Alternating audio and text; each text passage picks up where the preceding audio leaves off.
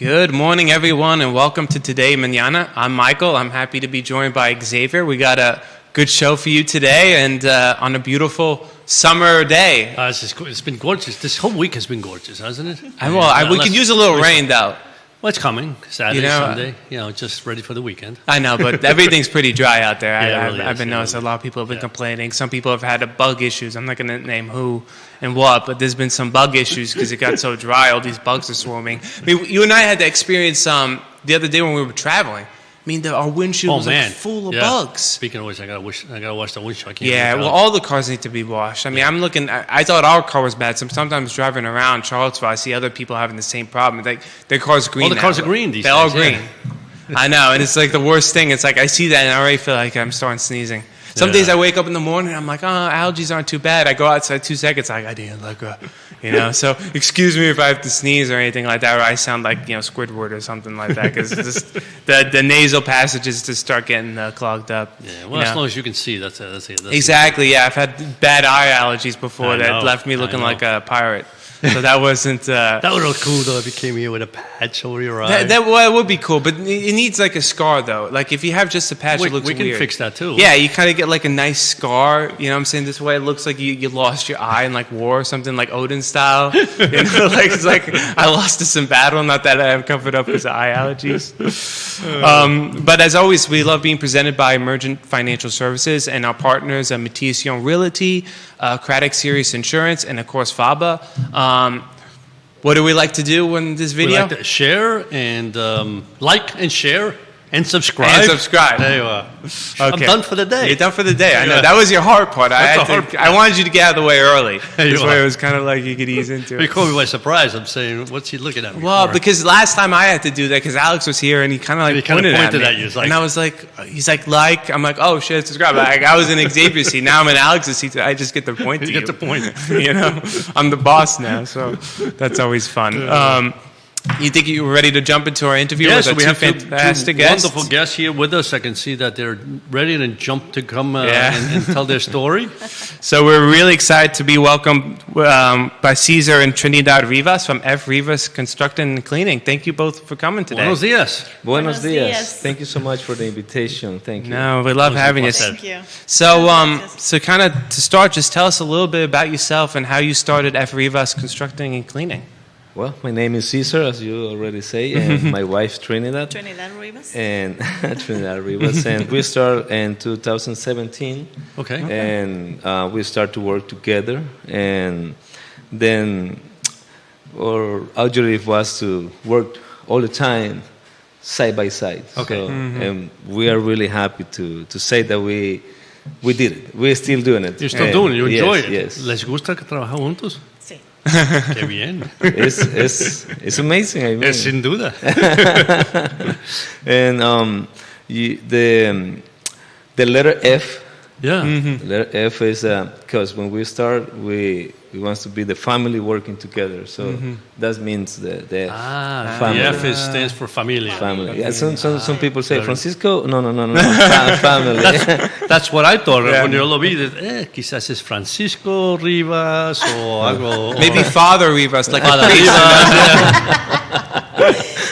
That was good one. Family. We decide to be together on this trip, and I'm really happy and so proud about her. And I think that we have been working hard for our family, and special for our family, yes. And then many other families that are involved in this business. Yeah. Oh, ¿y cuántas? Entonces, so if I'm going to just ask. Once in a while, I'm going to ask some questions in Spanish because this is where we kind of do a little bit both. ¿Cuántas personas trabajan con ustedes? ¿O familias? Familias, ahorita están trabajando 4 familias. 4 familias. ¿También el esposo y la esposa? El esposo y la esposa. Qué bien, qué bien. Sí, 4 familias. So they got 4 families working with them. Yes. That's fantastic. Yeah. And so when you look at construction, right? So what kind of construction is it that you do? Is there anything that you're specialized in?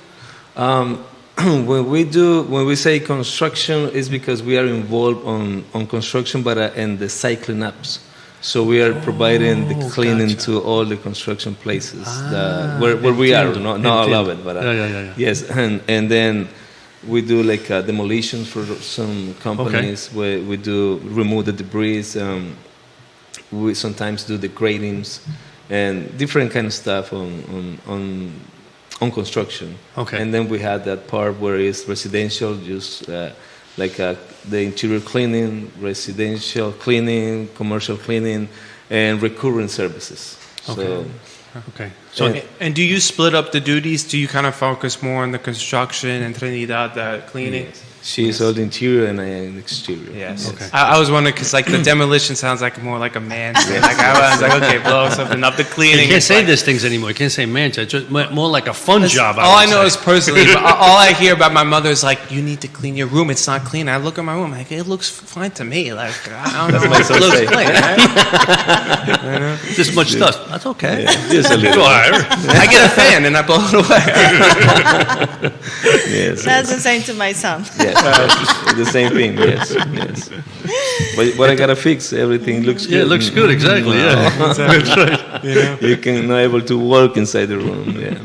So she is the interior side, and I am the exterior. So, like we do the pressure washer, the buffer floors for the garages that are finished, and windows both sides, and then she comes and do all the interior with the team. Okay. Yes.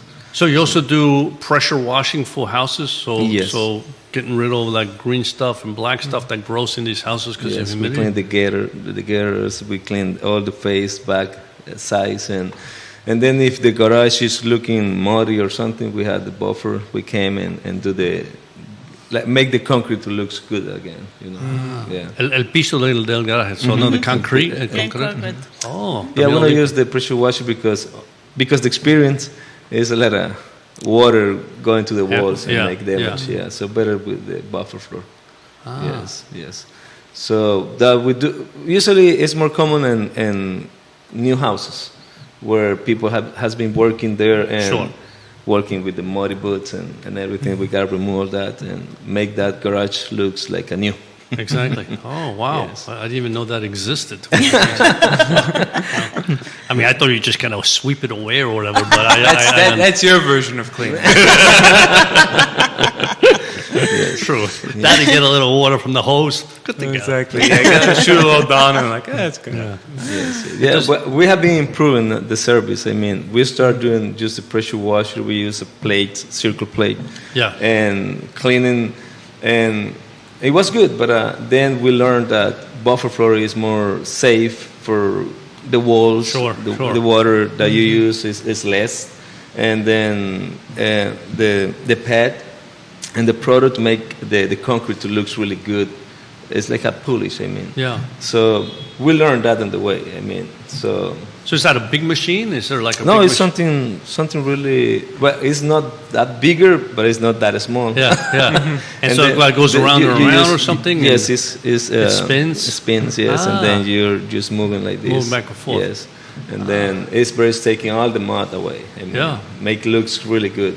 And no water, no nothing, just... Well, we use a little bit of water and Yeah. then a vacuum to pull all the water away in the same moment. So it's gotcha. dry in the Gotcha, same gotcha. moment. Yeah. So it don't has to be wet Yeah. as the pressure washer.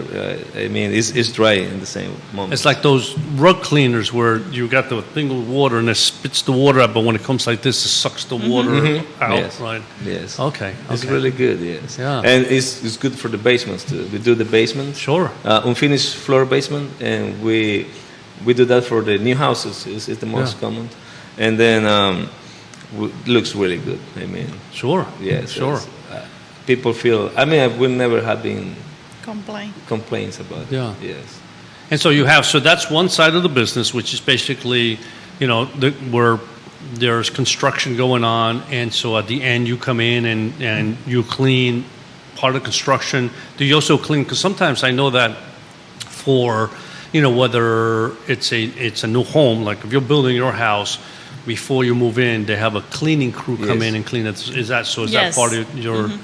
That is my part. Trinidad, Trinidad part, yes. Yeah, that is my part. Okay. Yeah, when the house is done, that's how rough clean, and 3-phase to the cleaning.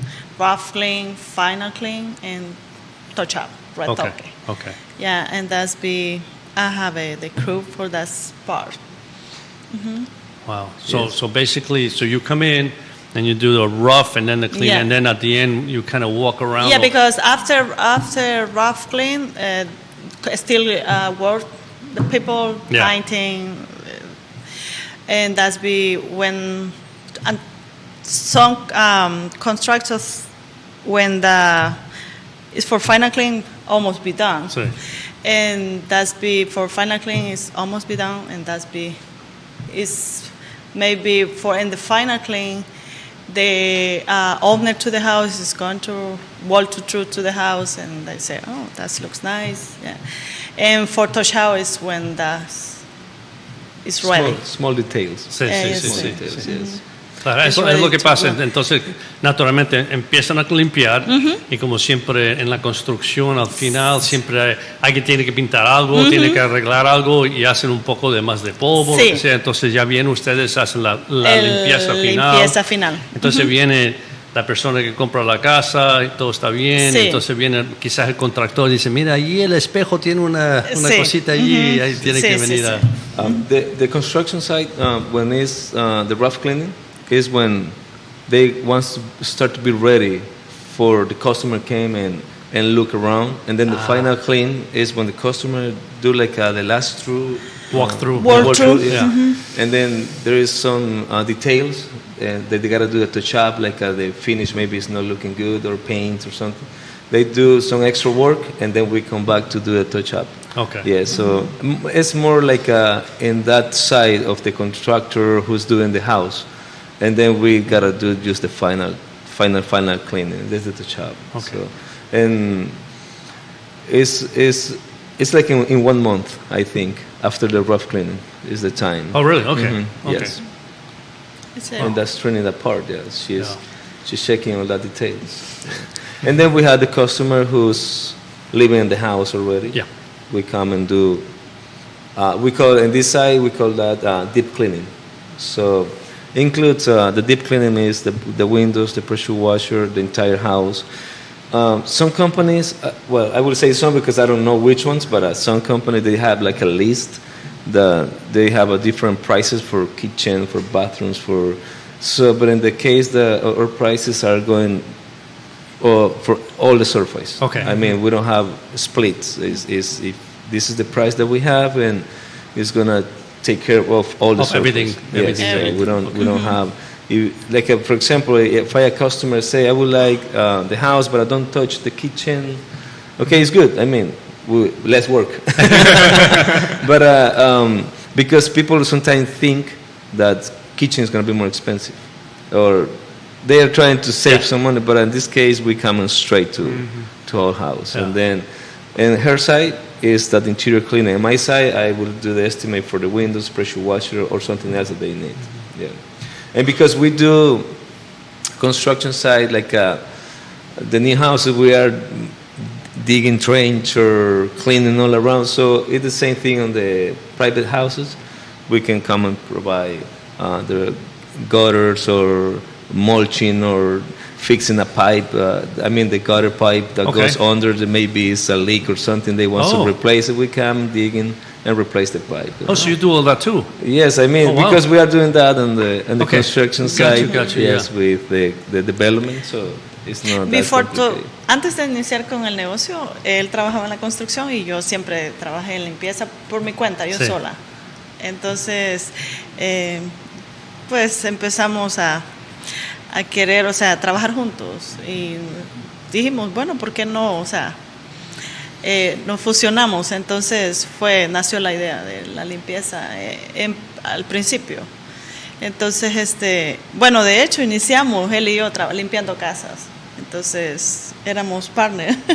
We have been partners for a while. Ajá, entonces él me iba a ayudar, nos íbamos a trabajar y los dos acabamos el trabajo de limpieza interior. Sí. Entonces, porque esa era mi área. Entonces, cuando él andaba en la construcción, empezó a decir que podíamos proveer el servicio final de la construcción y todo. Y así fue como empezó a salir trabajo de limpieza de construcción. Claro, claro. Ajá, entonces ahí fue donde nos fuimos That's the challenge. innovando. I think that the big challenge that we have is to believe in yourself. Yes. And yes. then that's the big wall on the way. I mean, the big challenge to believe that you could do it. Yeah. If you are dreaming and don't take actions, so you will be dreaming forever. Because if you don't risk, you will know if you really are winning or losing. I mean, and that's what we decide. It takes 10 years. I mean, that idea was here in my mind. 10 years to lose the fear. The fear. Yeah, the fear of Yes. starting yourself. Yeah. Yes. And you know Facundo Cabral, yeah? You know the Argentina singer Facundo Cabral? No. Él tiene una canción que a mí me gusta mucho. Sí. Y él dice, en una de las partes, dice, para vencer el miedo que nos empobreció. Sí. Entonces, Es verdad. esa es la realidad, vencer el miedo para que no vivas en pobreza Eso mismo. mental y material. Yeah. That's the big challenge, to believe in yourself. And I always invite everybody, if you feel like you are good in the things that you do, you can start now. I mean, you don't have to wait more. You can start now. Many people start to live the dream. I mean, it's hard. Sure. It's not easy. It's a lot of stress and many things that you gotta manage. But I mean, if you love what you do, it's gonna be a big challenge, but at the end, it's something that you're gonna still doing it because you love it. Exactly. Yeah. Yeah. And she loves what she do. I love her, and we are together in this adventure. That's very well put, because one of the questions we always have is what does it feel to be like entrepreneur, and you said it perfectly there, because when you start a business, I mean, like you said, I think most people have like dreams, like this is what I like to do, I would love to be able to do this sometime, but they sit back and say, I don't think I could do it. But like you said, first you have to believe in yourself. Yes. And then you have to take the step of literally doing it, right? And then stepping out and saying, I may fail, I may not be able to do it, maybe even like the first time or second time, maybe sometimes it takes more than once, but to be able to just step up and say, okay, I'm going to start doing it. But Cesar, as you said, if you like what you do, and as you mentioned, it's a lot of work. I mean, I've had our business for a long time, and when something breaks or something goes wrong, you can't call somebody and say, you can't call the boss and say, fix it. You're the guy that's got to fix it, right? So that's what it is. But it's a lot of work, and and the hours sometimes are very long. But because you like what you do and it's your dream, you do it. And when you finish that job or whatever you're doing, you feel good. You say, I feel good, and then you start the next Ready day. for the next, yes. Right? Yes, you know. Congratulations, because I mean that's that's not easy. At the beginning, you say you don't know when the day starts, and then you're really late, and I mean, there's no time to start, no time to finish. I mean, and during the day, right? Right.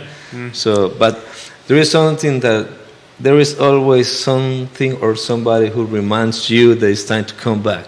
Your kids. It's time to pick up them from the school, and then you see the time and say it's time to dedicate the time to my family. Yeah. Yes. Yeah. It's hard. It's not easy, but I mean, when you are with that objective in your mind, everything is possible. Yeah. We know a sister from Crochet, is the monastery. Oh. Nuestro lema, I don't know how to say that in English. Nuestro lema ha sido, tú y yo juntos somos invencibles. So the theme is them two together are invincible, right? Yes. When they're together. Okay. But we met the sister, she changed her life a lot. And one day she say, we told her about this. And she say, I like it, but I just gotta add something else. Jesus, you, and I together, we're invincible. That's That's true. That changed is so a lot. important. Yes. Yeah. Yes, and I mean, so good until now. That's beautiful. Yeah. No, that's so true. Wow. No, you guys have been. I mean, it's really it's wonderful. You know, we do this. We like to invite people that have their own businesses or just started their businesses, and I'm always impressed, and I always feel wonderful at the end of a show because, you know, I meet people like yourselves who, you know, especially in your case, you came from El Salvador, right? Yes. And you came here, and you had to learn a new language, Yes. a new culture, right? In the sense of, I mean, you bring your culture with you, and you always keep that with you because like my wife's Sicilian, so Sicilian feasts we celebrate, Cuban feasts we celebrate, Spanish feasts we actually try to celebrate all the feasts because we enjoy eating. Extra food. However, we get to eat. Las pupusas.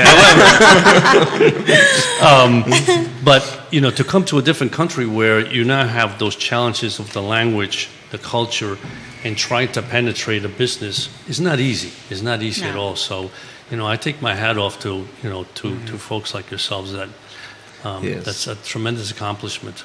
And that is something that motivates, because when you see 17 years back at the time, I mean, we was zero English. Yeah. We was just hi, yes, and then you say yes when you don't have to say yes, And goodbye. and you had to learn, you had to Practice. Yeah, so I mean, in 17 years, everything changed. Yes. And then you get more experience on the way, and now it's more easy to do some things, not all of it. I mean, because you're still learning. It's a journey of learning. Sure. Every day. Yes. All life. For entire life. Yes. No, that's true. That's And true. we are so grateful, is the word? Yes, grateful. Agradecidos Mhm. with the people who believes in our project. Yeah. I mean, we are trying to do the best for the customers. We try to go beyond their expectative, and it's so really good when they write and they send a message, because she received the message. They say, "Oh my God, my house is totally different. It's a new house. Thank you so much for all your work." And it's that the part is Sure. make you to go sleep in peace. Tomorrow we're gonna fight against taxes again. Yeah, so yeah, the customer, when they give us a good comment, that make you feel like you're on the right way. Exactly. Yes. And are you on Facebook and all that stuff too? Yes, we had the website, Facebook, and that's the most common. Yeah. The two. What would be the website? What's kind of like the handle this way for people, our viewers watching? They can kind of look you guys up. The website Yes. is frivasllc.com. FRivasLC.com. And is it the same on Facebook? And Facebook is like F. Rivas Contractor and Planning. Okay. Yeah, the website is a little bit shorter. And what's the best way for people to reach you? Is it by phone or by email? Which would you prefer? By phone. By phone Okay. is the email. The email works too. Yes, I would prefer the text message. Text Okay. message. Yes, Okay. that's the it's more easy way. More Yeah. quickly text- for me. Yes, text messages is really easy, and you know, you learn a lot of in that way. a lot of text. Yeah, Yeah. yes, and you don't know the people sometimes. They just text you, "I need your help." Yes, sure, and then it's incredible. You don't know the people, but everything is working. Everything really works good. well. Yes, yes, and Well, that's what we work in these days. That's what I said is you know, social media and, you know, text, and it's just incredible sometimes. You know? yes, the social media is incredible how reach the people, and the people can find everything Yeah. there. It's really easy. Yes, so yeah, they can take a look on the website and then message. The phone number is on the website, but our cell phones are not there. Yeah, but I mean, I think that I think on the Facebook, I think the cell phones are Okay. there. Yeah, they Okay. can So use if they them. want to reach you, they can go to the Facebook or the website and get the phone number and Or, text you. yes, or messages on. We also receive messages on the Google profile. Okay. Oh, okay. They write in something there. We're able to see it, Okay. and then we can give an answer. Yeah, That's Easy. wonderful. Yes. That's wonderful. Now, do you work with any like contractors here that build new homes or anything like that? Do you work with some of them, or you're trying to? No, we work for Okay. Evergreen. It's Okay. custom houses. We work for Cry Builders, Okay. Southern Development. We do the cleanings for Shallow Belita Builders, Akeda, Peter and Johnson. Fantastic. Bramante. Bramante. Yeah, so we have several customers who build houses. Yes, Good. you two must be very busy. They're constructing everywhere. Yes, I mean, sometimes it's a lot of work. Sometimes it's a little bit slow. Sometimes it's a lot of work to do, yes. But for some of them, we provide the cycling app. They had the cleaning companies already taking care of the houses, but we do the cycling app and the pressure washer for them, yeah. But yes, it's a lot of work. It's a lot of work. Well, that's wonderful. That's wonderful. Cesar Trinidad, thank you both so much for coming on and sharing your Muchas story. It was gracias. Ha sido un wonderful. gran placer Muchas conocerlos a gracias ustedes a dos y ustedes por la felicidades invitación. con sus negocios y estar juntos, trabajando juntos, que es lo que ustedes naturalmente querían hacer. Sí. Sí. Realmente ese es el emprendimiento más grande, que estemos los dos juntos y pues entendernos, porque no es fácil, o sea, él tiene sus puntos de vista, yo los míos, entonces juntar esos dos a veces se complica, pero hasta hoy creo que hemos trabajado muy bien. Muchas gracias por la invitación. No. Nos hemos sentido muy a gusto con la I was entrevista. nervous, but now I Sí. feel Sí. Bien. El que estaba más nervioso, el que ha hablado más. Entonces, Es lo que pasa a veces. Sí. Están nerviosos y empiezan a hablar y se olvidan sí, que están sí, sí. nerviosos. se olvida. Sí. You were both wonderful. Don't worry about it. Thank you so much. Thank you very much. And you have a really, I mean, this that you're doing is really good. Thank you. Yeah. Thank you very much. Thank you for all this. Thank you. For the invitation. It's a Yeah. pleasure. All right. Well, have a wonderful day. Thank you. Estoy seguro que tenéis mucho trabajo. Muchas gracias. De nada. Thank you so much. You're welcome. Wow, that was a great interview to hear this story. Yeah, It was, it's like I said, it's wonderful to meet new people and their businesses and just learn their story, Yeah. what they do, how they do it, and again, the struggles, the challenges that they had in getting to where they were going. It's nice to hear that. well, especially what Cesar was talking about, like kind of like that jump. You know, there's a lot of fear. You know, you kind of like Exactly. it's like maybe probably bad analogy, but kind of like when you're kind of like on a diving board, you got to jump into the pool.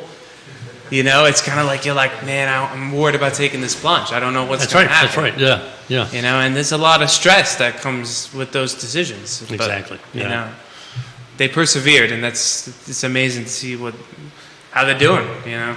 17 years. How many of those have we seen throughout our lives, and even in this show, of people have come from different countries and came here and decided. You know, sometimes they work for a while and they say, "Wait a minute, I can do this on my own," right?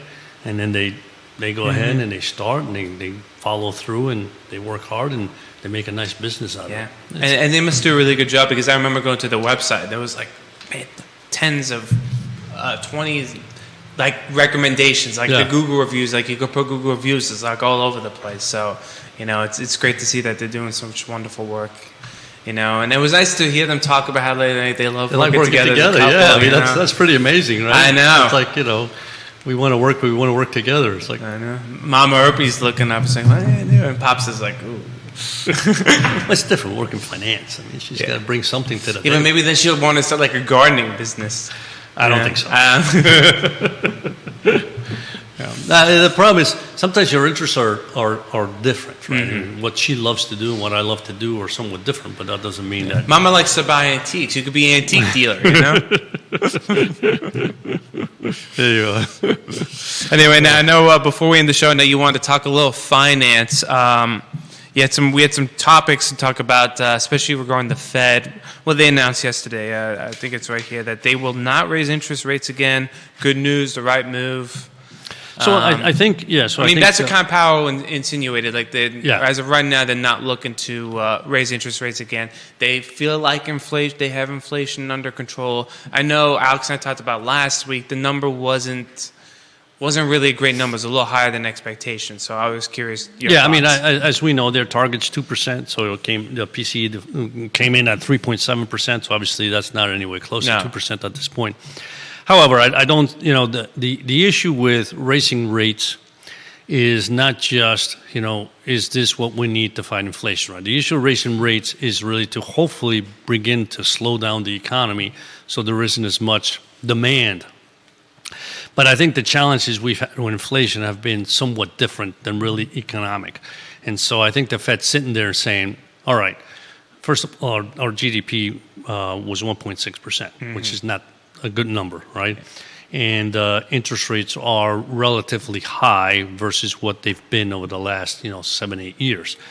So the question is, how much damage are higher interest rates, would create on the economy? And so I think the Fed is sitting there saying, there's just no way we can raise rates because of where we are right now. With an economy that appears to be slowing down, the consumer appears to be slowing down. That GDP number was mostly government spending. That's not good news, right? Mm-hmm. So when you look at things like that, you sit there and go, there's just no reason whatsoever right now for the Fed to continue to raise rates, right? The real question is, are they going to lower rates, or what else are they going to do, right?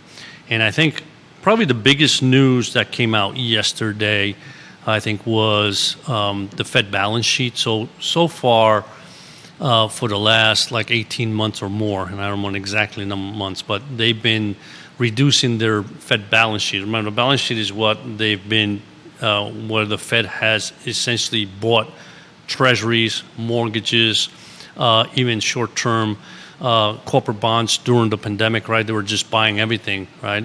And so their balance sheet became enormous. It reached $9 billion. And so now it's down to about $7.4 trillion, which is still huge, right? So they're reducing that balance sheet by about $95 billion a month. And the way they do that is anytime there's a security that matures, right? So they're buying bonds, right? So as soon as the security matures, interest payments come in or whatever, they no longer reinvest, right? They let that go through. So they're reducing the balance sheet. What they said yesterday was that they're going to reduce that. So instead of $95 billion, they were reducing treasuries by about $65 billion. They're going to cut it down to $25 billion, right? What I thought was really interesting in this whole thing was that they are reducing the mortgage part by about $35 billion. They're going to leave that alone. So I take a step back and I say, the area where the largest challenges have come about is the mortgage interest rates, which are north of 7% again, right? And so I sit there and say, are they trying to slow down the housing kind of boom that we've had, in the sense that, there's a housing shortage. It's obvious across the country, in particular in certain areas. I mean, the housing crises that occur are not national. They're really locally, right? And so some areas are just continue to boom. And so is the Fed saying we need to slow that down a little bit more? Because otherwise, why not reduce that $35 billion to maybe $20 billion, right? In order to allow them to buy some mortgages and let that mortgage rate come down a little bit. So they didn't do that. So I think out of everything that happened, for me, looking at what transpired, that was the biggest thing. Is okay, you're reducing treasuries by, $40 billion, right? 25, 60, 35 billion. 35. But on the mortgage side, you didn't do anything, right? So why is that? Why are you not focusing also on that sector of the market that really could use a help, which is mortgage rates? So I think they're trying to find ways where they can reduce maybe inflationary pressures through an area that continues to be strong, which is the housing market. That's what I got from that yesterday. So I mean, it's I think we'll learn a little bit more. So, Powell just comes out and says things.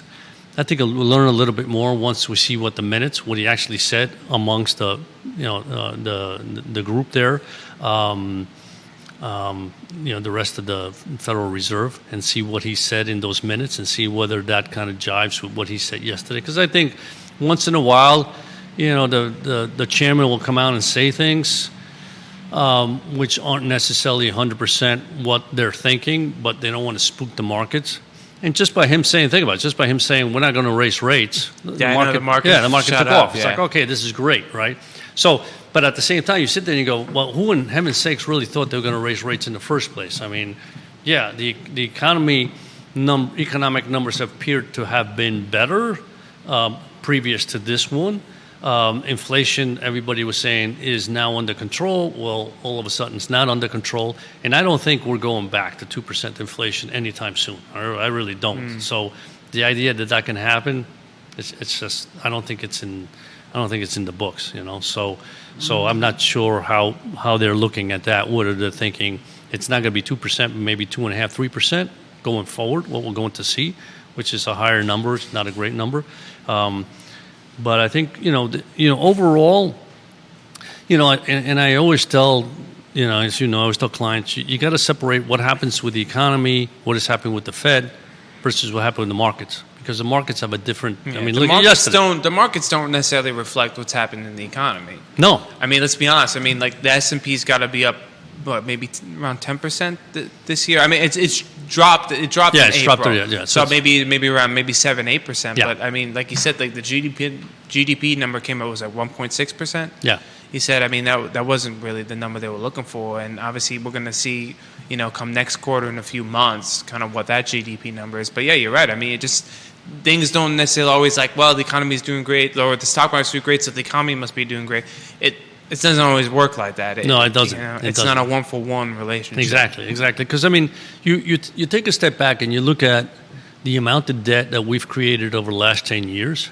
It's just unbelievable. I mean, it kind of, I think, and I don't remember the exact number, but it really blows your mind how much debt we've created, to the point where the debt outstanding of the U.S., which is probably borrowing about almost by the end of this year close to $30 trillion, and our GDP is about $26 trillion. So your GDP now is smaller than your debt burden, right? And you sit there and you go, that can't last forever, right? And it's been growing, it's been happening. And under that scenario, you say, well, how is it possible that the stock market can do so well, right? And so you got to separate that, because the perception of what people think the stock market should do or what's going on with different companies is different than what's actually happening within, your economic, situation in your country.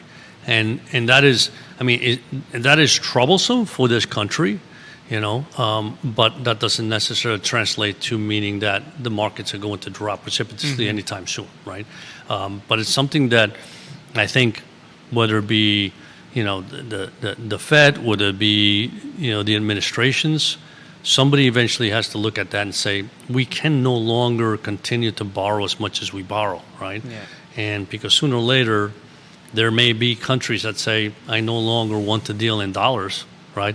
And that will be then catastrophic. That will be a problem. Can I ask you a question? At what point could you foresee them actually lowering interest rates? Because obviously you say that it's like, the GDP's not a great number, so it's not like the economy's kind of booming, and inflation's still pretty high.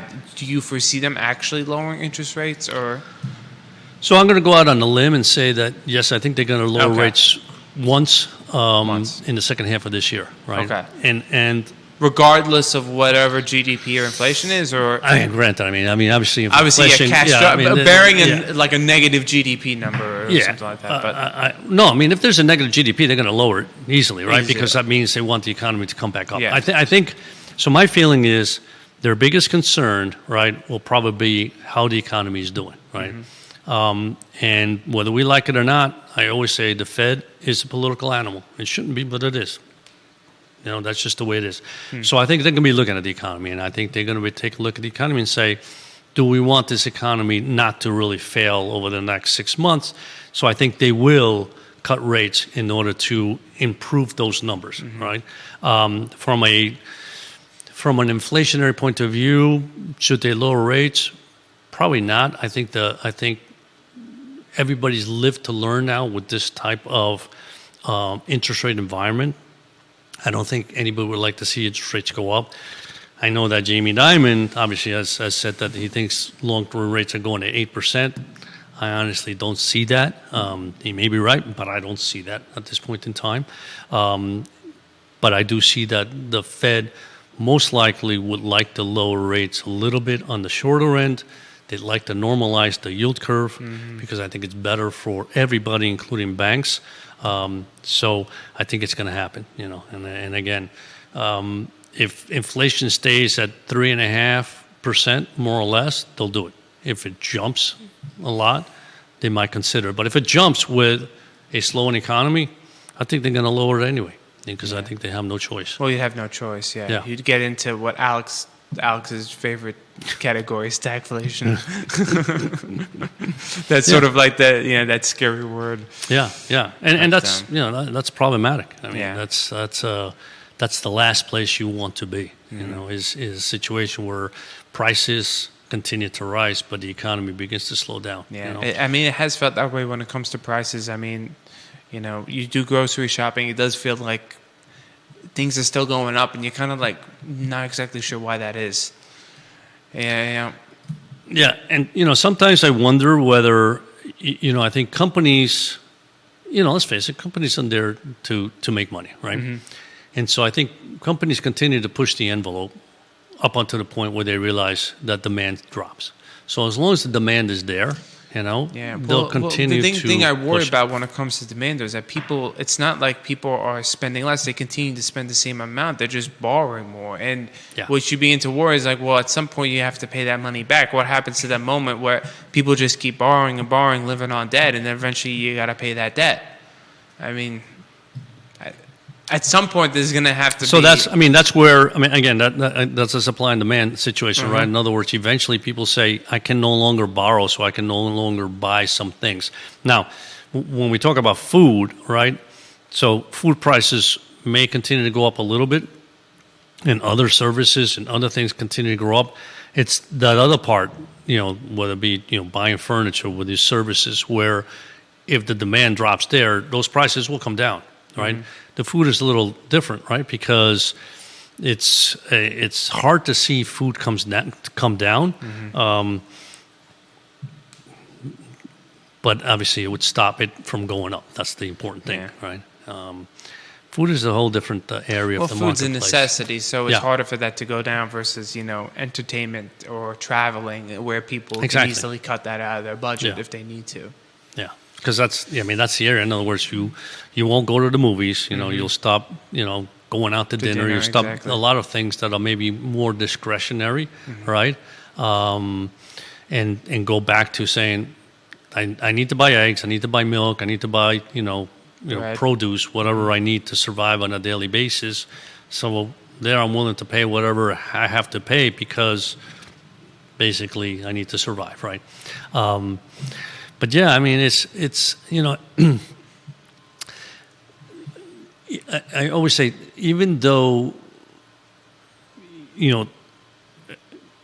things repeat themselves to a certain respect, they're always different, right? It's like we always look for, we're going to have another housing crisis, so therefore it's going to be another 2008. Well, that's not true. It's not going to be another 2008. It's going to be something different, right?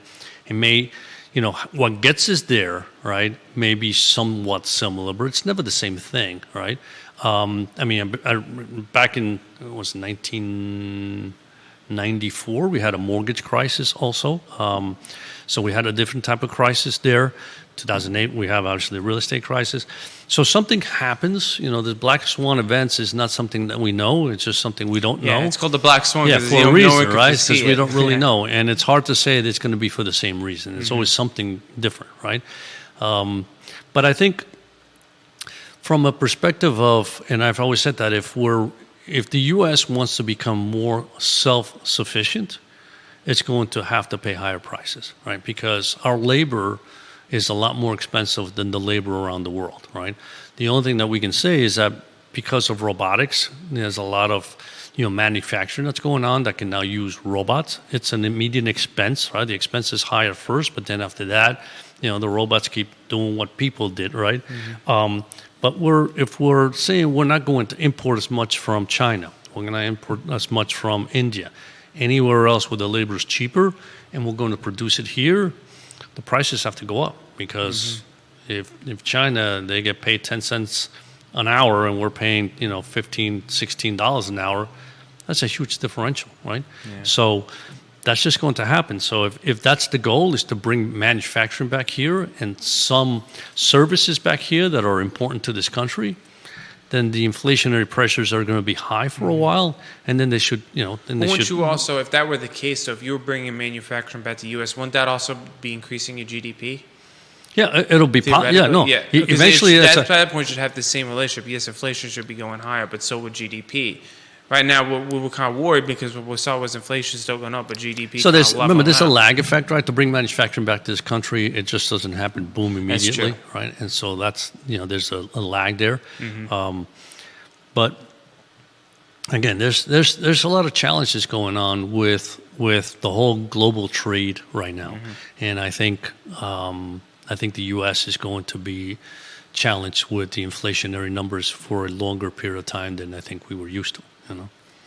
So I think that's why I say raising rates is not going to solve the inflation problem. It really isn't. So we'll see what happens. And we'll see what happens. Yeah. But thanks for cheering up our day. Wow, No, I mean, I know. Listen, it wasn't negative. As you know, I'm a positive guy. I mean, listen, like I said, there's a difference between seeing what's going on versus, what I do for my investments. And I've always been a true believer that, from a perspective of investing, it's not just, do I buy today, buy tomorrow, do I come in and out?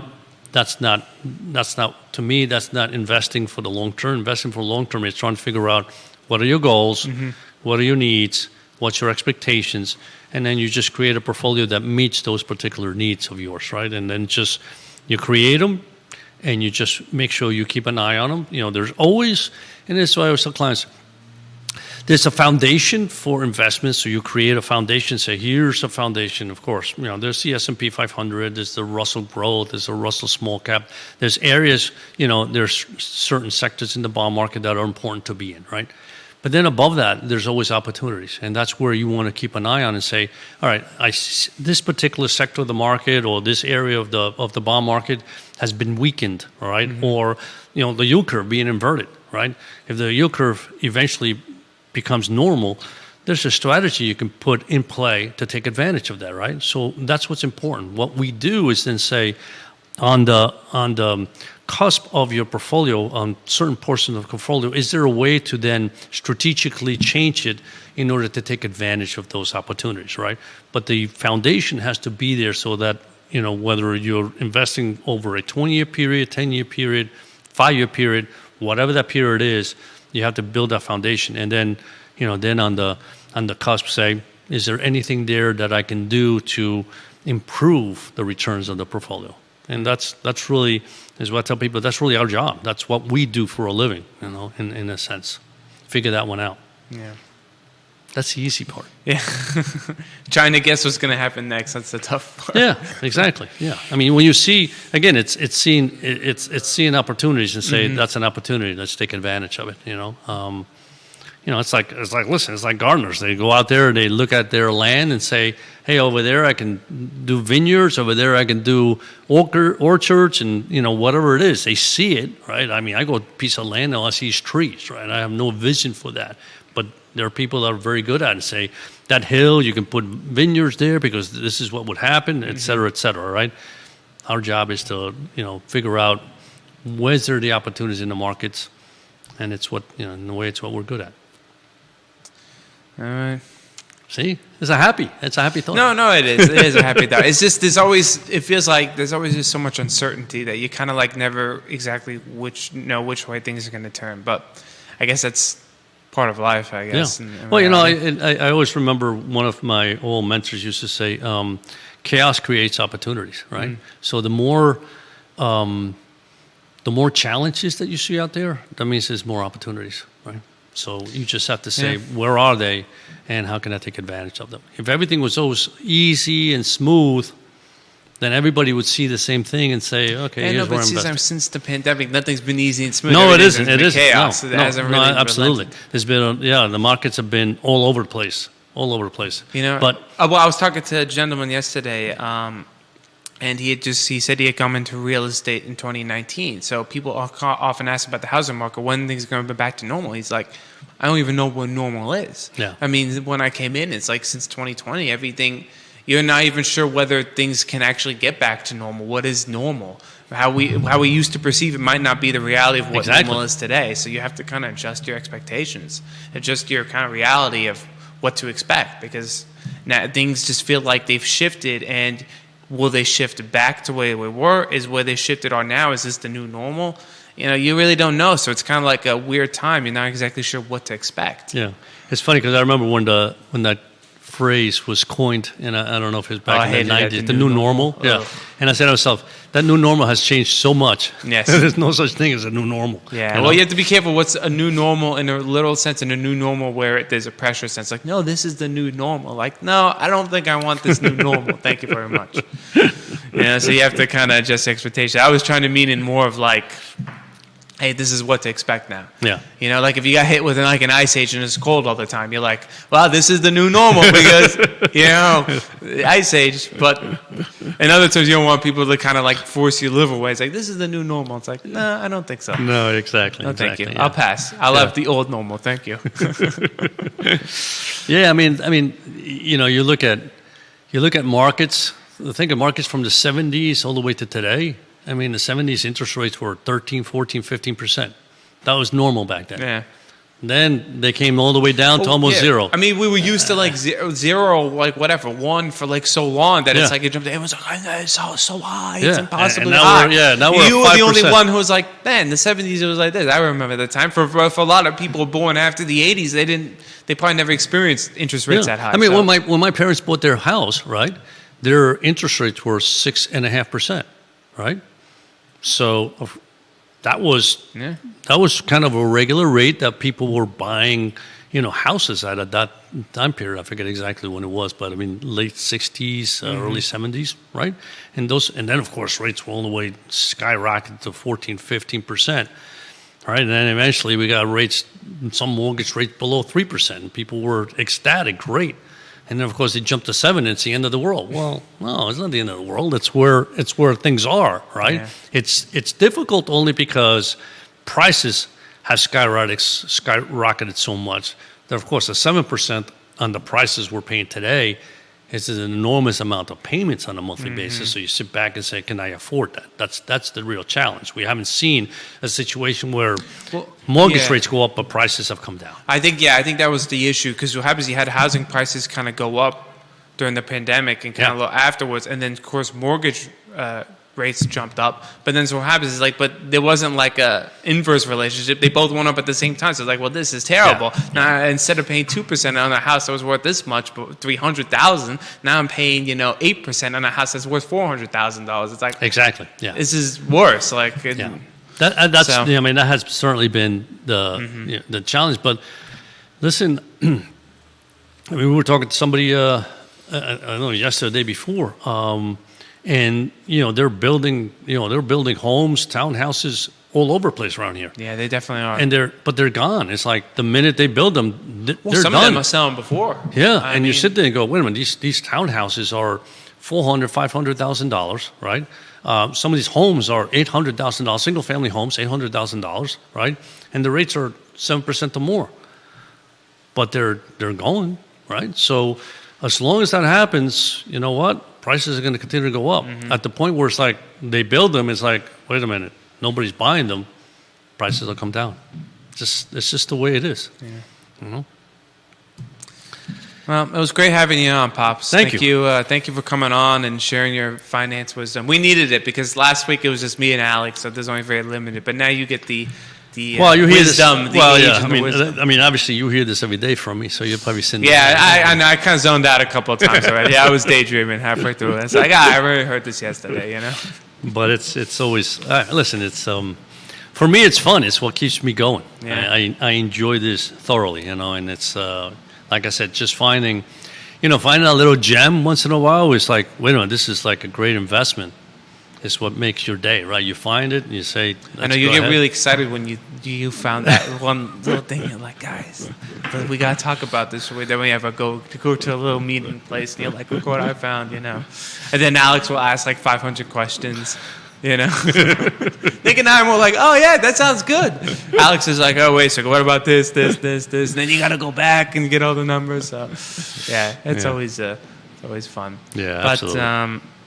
Yeah, so next week we got a good show too. We're going to have Adrienne Oliver from Waterworks Festival. Adrienne Oliver? Adrienne, I'm not exactly sure I pronounce it. I don't know. Yeah. It sounds French, right? It does, yeah. From the Waterworks Festival from Live Arts Downtown. So Live Arts Downtown, Pops, you remember like along Water Street? There's that like metal building where they have live arts. I think that's where it is. Okay. Yeah, they're having a Waterworks Festival. Wow. Yeah, I guess. Whatever that means. Not exactly 100%. We'll find out I next looked week. up yesterday. Well, that's exactly what it is. Yeah, I don't want to say what it is because you can watch next week. Let's watch next week because I have no idea. Yes, and then we're also going to have a Triple Oaks Farm coming on. So we got packed house next week. I don't know whether it's going to be you, me, Alex. Yeah, I have no Nick. idea. I don't know where I am next week. Yeah. You know, we have no idea, so you guys won't have no idea. So you just have to tune in and find There's out. a high probability Alex will be here though. Probably, yeah. He needs to get back. Unless his allergies are horrendous. Yeah, we'll see. That's why they invented the Allegra, Zyrtec, you know. Yeah, it just doesn't seem to work Exactly. very well. We'll just double the dosage. There you are. Sleepy Alex. Exactly. Take a Benadryl. I shouldn't say Sleepy Alex. He'll get insulted.